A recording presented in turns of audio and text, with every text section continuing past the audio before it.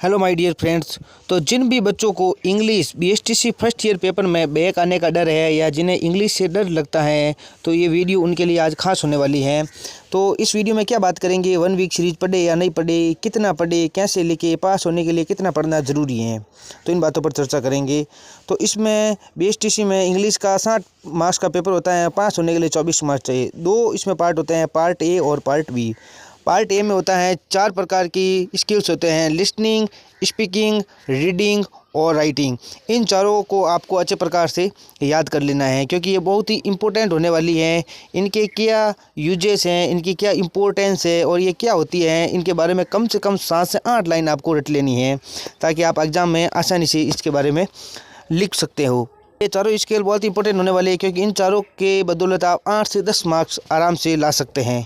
उसके बाद में आता है पैसेज, आता है 4 प्रकार के पैसेज आप देख सकते हैं, डिस्क्रिप्टिव पैसेज, नरेटिव पैसेज, तो ये आपको याद कर लेना है। और फिर लोकल एंड ग्लोबल कॉम्प्रीहेंशन, ये भी आपको आराम से याद कर लेना है। इसमें से 1-2 क्वेश्चन आ सकते हैं और आप इसमें से 4 से 5 स्कोर कर सकते हैं।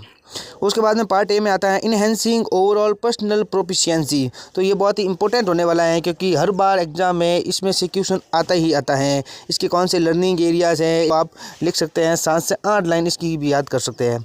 उसके बाद में पार्ट बी आता है English language in India, most important है। Multilingual nature of India, how to improve English in India, ELT English language teaching, NCF और PE।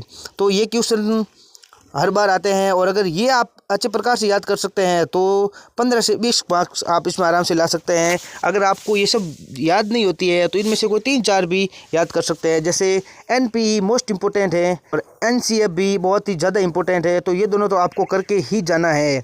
और उसके बाद में ये ELT भी मोस्ट इम्पोर्टेंट है। तो ये तीनों तो आपको याद करने ही करने हैं। और उसके बाद में आता है पार्ट बी में आता है pronunciation, rhythm, stress, intonation, song for children. 2 या 3 आप बाल गीत याद कर सकते हैं, राइम्स वगैरह, ताकि आप आसानी से लिख सकते हैं क्योंकि इसमें से हर बार क्वेश्चन रिपीट होता है बार बार एग्जाम में, तो आप इनको आराम से याद कर सकते हो। 2-3 लाइन आपको आराम से याद करनी है कि ये क्या होता है। उसके बाद में आता है पार्ट बी में आता है प्लान, आता है lesson plan, teaching plan and unit plan and teaching ads. तो लेसन प्लान कम से कम आपको 1 लेसन प्लान याद करके जाना है क्योंकि एग्जामिनर हर बार यहाँ से क्वेश्चन पुटअप करता है कि लेसन प्लान के बारे में। उसके बाद में आता है CCE। तो ये आपको कम से कम 5 से 6 मार्क्स ये अकेले दिला सकता है क्योंकि ये बहुत ही इंपॉर्टेंट क्वेश्चन यहाँ से हर बार आता है CCE के बारे में। कभी इसकी फुल फॉर्म पूछ लेता है तो फिर इसकी इम्पोर्टेंस पूछ लेता है। उसके बाद में आता है कॉन्सोनेंट एंड वोवल्स, एडजेक्टिव और डिस्क्रिप्टर्स एंड हैंडराइटिंग। तो इसके बारे में भी थोड़ा बहुत आपको याद कर लेना है क्योंकि यहाँ से भी एग्जामिनर क्वेश्चन पूछ लेता है कभी कभी।